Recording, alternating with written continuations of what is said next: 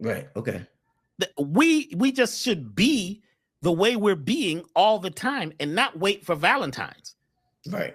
Not wait for whatever holiday, create your holy day or live in a way where your walk is about whatever your concept is. Your who are you? And be that all the time. Is that am I answering the question? I don't know if I'm ever answering. Oh yeah, no, you definitely answered. I understand that, but my point was, is it narcissistic to criticize them? I understand what you're saying, but is it a form of narcissism to criticize them? That was the point that was brought up on social media. I think it is. I think that we come from a culture that's been developed by narcissists. So we've taken on some of the energy and ideas and ideals and idols from the narcissist. So if the narcissist seems like the winner, right? You don't want to be a loser. So you start taking on some of the personality traits of what we call the winners. The winners was narcissists. Like people call me all the time and they say, well, Dr. B, what do you think about such and such's herbs and such's message? And I say, well, I don't know. I've never taken their herbs. Well, no, because they say blah, blah, blah. And somebody said that you can say what you like about Dr. B. I'm not out here competing. We're not Roman gladiators fighting out here. This is a big pond. This is a big pond out here. You understand what I'm saying? They want to get messy. I have never competed. Right. I'm not competing. In fact, you can't do what I do, and I can't do what you do. Nobody does Dr. B better than Dr. B. Indeed. And I got to know that in my head, and I've got to work towards, right? Or play towards or gravitate towards being more me and not minding the business of other people and pointing the finger. I don't care what holidays you do. Indeed. I'm not, I could say I'm not doing any of those. I have my own days. Each day is a holiday. Each breath is a holiday. A holy day with a whole. You got to put that W back on there too. So it's holistic. If it's just a whole, HOLE, it's a whole and you're falling in it. Holy. We got, but what about holism? Whatever we do affects everything. So being at the type of person who is, always agitating everybody, trying to be better, trying to show off, need to be the life of the party, the life of everything. And, your clothes sometimes, the brightest clothes and the most flashy this it's usually people who have been oppressed that want to show off everything that they have. Why? It says, look at me. I have something. Especially if you've been, in a situation where you and your ancestors didn't have much, which ain't that long, because I don't care what you say. When you go back thousands of years, we had it all. For millions of years, we had everything. We were it. So now you feel this is how you know a person is oppressed mentally, because they're always trying to show off and show out instead of just being who they are authentically. Be the authentic you, and your light will shine. You don't have to make your light. You don't have to force your information on people.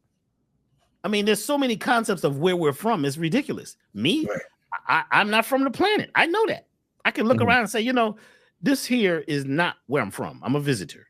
I know that for a fact. I'm not going to tell everybody that. I'm telling you right now. But I'm saying that I'm not going to claim this one little space. You're not going to tie me down to a grid and say, this is who I am. Who I am today is not who I was yesterday. When I used to do lectures back in the old days in LA at the Good Life, I had a huge ass ego. I was yelling at the people too.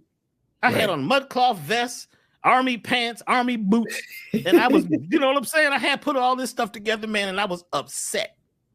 And it was Dick Gregory that came and said, bro, they're about to take you out, bro. I probably won't be seeing you again because your ego is too big. You're giving too much agitating information. You're not giving anybody anything that could help. And 90% of your message is the problem. You're not talking about any solutions. Once you begin to talk about the problem, you expand it. You are a messenger and an agent of the problems. You heard what I said. You may be a secret, sacred messenger of the problem. And you are the problem, spreading the problem, right? Because you just watched the news and you heard about what happened on the news and you got to tell everybody else. If I'm living in a log cabin somewhere, you know what I'm saying? If I'm living in a log cabin somewhere next to the, next to the river and, my friends are the animals, I don't know what's happening in the world. So it's not happening. Did you hear what I said? I don't know what else is happening out there in the world because I don't have the news, the 6 o'clock news, the news that's not hanging me. So I'm in love, peace, and harmony. So that is the world. The world is not the earth. You create your space. You create a sacred space. If you found a sacred space, then you live in it. But if you feel like you come from the world of the alligators and this, you know what I'm saying, the swamp, and now you're out, you actually are out of the swamp, but you want to talk about the swamp and how hard it was and what they did to you and what happened in the past. You're living in the past. We're in a beautiful time. Right now, Dr. B's life, since the beginning of this thing they call 2024, has changed drastically. Every single day, just today, just today, I can think about all the amazing things that happened today.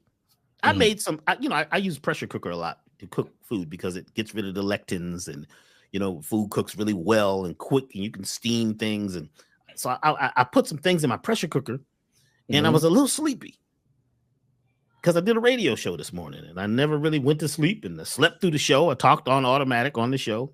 People said it was great. That was on automatic. Then I put some stuff in my pressure cooker and I walked away. I just put whatever I could think of in the pressure cooker. Man, let me tell you something. If it wasn't so late, when we get off this show, I'd want to go down there and have another bowl because it was off the chain. It was amazing. It changed me energetically because I let go and I became like I became, totally improvisational in the moment. Yeah. When I ate that food, it was changing me. Yeah. Now, my point here is that just because your day, your life may be going a certain way, do you have to go and tell everybody about it? No, you don't have to. But what I have chosen to do is attempt to give people a more, I don't want to say a positive, a more agreeable point of view of what's happening. Because we know what had happened and what we think happened. If we, in our spiritual quest, are always being angry and mean and forceful and egotistical, is that really something good to do? And to talk about all the problems? There's some things that people say about what to eat. And the way a lot of us natural health specialists, now everybody's into natural health. It's like everybody, almost every other person's a herbalist, and that's okay. To tell me that what I'm eating is going to kill me. And people have been eating this forever. But if I eat that, it's going to kill. It didn't kill me. If I believe it, it begins to kill me. It reduces my life. So if everything here is made of quantum particles, everything is made of the same quantum particles. Yes. If I can do a conversion factor, if I can wave cast into the quantum field, all of a sudden I can turn a poison into a medicine. If you on it now, most people are not ready for this because they haven't gone through the alchemy and whatever they need to go through to do this, to change the physical nature, to change the particles of something so that something that would be poisonous to most people are not poisonous to you. So that means that, yeah, you could probably eat almost anything. I'm not saying it's best to do this. I'm saying that we sometimes reduce our power and belittle ourselves, right? And talk about what they are doing to us, what they did to our food. Well, what are you doing to your food? And is your message poisonous? Even though you may be giving some information, are you giving it in a poisonous, egotistical, loud, abrasive way to some people that didn't even ask for it? Now, some people, they go, because when I used to do those lectures where I was angry and yelling and screaming, oh, the place was packed. When I used to talk about all the the companies, and I used to name the companies that did what they did back in the day. Oh, this place was packed. Oh, it was people, they couldn't wait to get in to hear how bad it was. They came in, right? They was upset when they got there. When they left, they was mad as hell. People was ready to go tear something up. Because I thought that this information was helpful, but it wasn't helpful. It became helpful. And I wasn't giving any solutions. It wasn't any light. So a lot of times I think that, you know, we should become more conscious. This is what we need to be conscious of maybe first getting permission, knowing who you're talking to, and finding a way to find love and solutions. The old way was anger. The old way was victimhood, being mad. We had to fight. And sometimes you got to get angry to get yourself together. And once you find out what's going on, you're going to go through a state of anger. That's okay. Because you got to get angry to wake up sometime. Angry gets things done. Ain't that from the American Gods? Ain't that from you remember the show American Gods? I remember, That's the anger gets things done. I'm not saying don't be angry. I'm saying at some point, it would be great for us to begin to transmute this anger into love, especially now, because everything we do now affects everything else really quickly. We're way past the quickening now. The quickening is old. Everything that we do affects everything else in a very quick fashion. Things are moving very fast. The molecules are vibrating at a level right now this has never happened before. We're at a brand new place. So we should be careful as speakers, as teachers, as whatever. You know what I'm saying? What is our message? And we need to first get centered and figure out what we're here to do. Some of us are here to be agents of evil in a positive way. This is deep. You could be an agent of evil and say that you're conscious, but be a part of a way of thinking that just causes more resistance, more pain, more inflammation, and more dis-ease. Because if you make people more angry, their liver begins to shut down. And the liver, it happens to hold on to anger. The kidneys happen to hold on to fear. The stomach happens to hold on to worry. The lungs happen to hold on to grief. And if we keep vibrating them in a way and not convert it, because we should be slowly each day beginning to convert these energies into something usable. We've got to compost some of this stuff, especially now, because we've gone through the Mahurta. We've gone through the shift. And our DNA, our very DNA, our genes right now have changed. And there's a part of our genes that what they call the junk DNA, which is on. And we are programming it with our words, with our thoughts, with our feelings. So the challenge of each day is to find the best. This is Dr. B's concept, to find the best part of the day, find the best part of the lesson, and be able to communicate in a way where you're not being narcissistic, because the narcissist is forcing things and acting in ways to create an illusion, right, to get something done. The narcissist will act like, oh my God, I'm just a victim. Oh, I feel so sad. Oh my God. And you come to help the narcissist, right? And all of a sudden the narcissist is actually a wild, saber-toothed dog. Oh yeah. Oh yeah. You know what I'm saying? And a lot of times, there are people who gravitate towards narcissists. And there are people who are quote unquote healers who gravitate towards sick people in relationships. You may if you start looking at your relationships, you may have always been with people who were sick coming to you, the doctor. You're like the healer, the nurturer. Well, guess what? That's who the narcissist is looking for, the nurturers. Looking for the people who are, going to be open. Oh my God, he's just a wounded dog and I need to take care of him. I can change him. And this whole thing is an act. This is what happens with a lot of cultures and stuff. When you start pointing the finger saying what they did, oh my God, but we were under so much oppression and they cry. And then all of a sudden you find out they're actually controlling things. So narcissism is when we use some of these new spiritual approaches in conscious language and awareness talk, because everybody's got it now, to actually create an illusion and to be masquerading as a very helpful, loving person, to actually be doing the bidding of what we call the enemy. Dr. B, is it possible? Because that I've heard that people say that certain healers attract narcissists. Is it possible that the healers are just as much as a narcissist as the narcissist, because they're always looking for somebody to heal instead of looking for somebody who's whole? Meanwhile, the narcissist is looking for somebody to take advantage or manipulate. Is it possible they're just as much as a narcissist as the narcissist is, Dr. B? Man, you really twisted that one up, bro. I got to unwind that ball of yarn. Is the healer just as much as much a narcissist as the narcissist? You could be in certain situations, yes, because sometimes you gravitate. There's a new word. Gravitate. You gravitate, right, to sick people. Okay, I'm gonna give you an example. A lot of times people gravitate towards information which is hurtful, which is angry. We gravitate sometimes towards, like I said, when I used to do those lectures where I had the boots on and I was yelling and screaming, talking about all the bad stuff the corporations had done. Yeah. It was packed. When I started talking about love and harmony, empty. It was like maybe 20% of the people. Yeah. And somebody came to one of my lectures once when I had, made my transition to being more loving and open. And they were like, Dr. B, what is all this love talk? Have you lost your mind? Do you know what the corporations are doing to you? And they started naming all this stuff.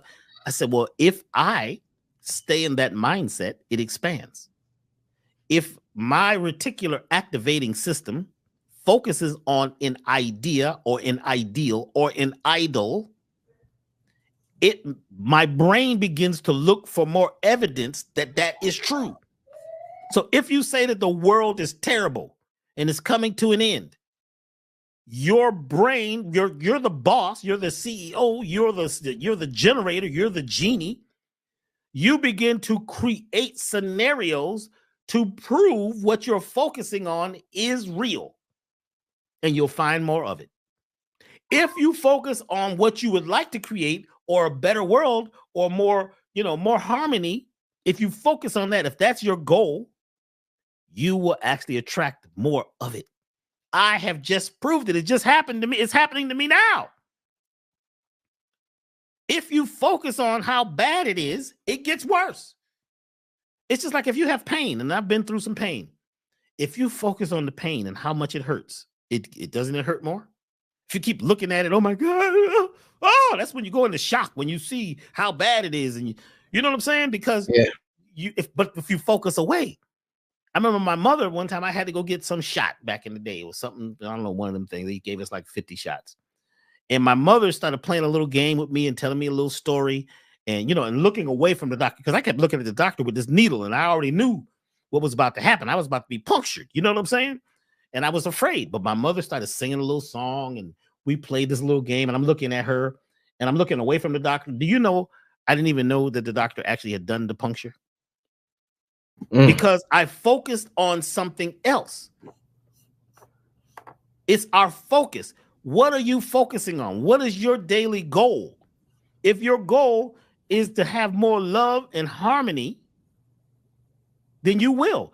If you're looking for the wounded dog, if you're looking for the wounded person, like the sister's saying right here, if you're an empath, you will sometimes always look for the wounded people.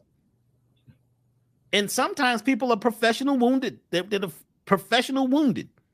They know how to be wounded. Oh, help me. Yeah. I was watching a Star Trek one time, and the guy was like, help me. I need help, please. And they went over there, and this guy jumped up, and he was like some evil creature. Because we sometimes are not focused. And this is very important. And I'm going to talk about this on our class that we're doing this weekend. Once you change your focus and your goal, everything changes. But for the most part, because of what we have been through mentally, physically, what we took ourselves through, what our families, helped to create, when we speak this language of disempowerment, and we're lack, and a lot of us are lack and limited, and we don't have enough, and we're always speaking in the terms of everything being little and what's bad, that we are now the captains of a ship. that's going to find more of that in the ocean of life. You are piloting your ship towards the iceberg, towards the, you know what I'm saying, the ship-eating sharks. They have ship-eating sharks. But if you focus on that, they do. You know what I'm saying? It's real. In a wave cast. Once you, even as an empath, start focusing your energy a little different. Stop looking for the wounded people, because nobody's whole. Right. You're not going to be, I mean, you know, you're not going to be 100% on the planet. It's impossible. So don't have no huge ego. Some people say, man, I'm healed. Man, I did such and such. No, each day you're healing.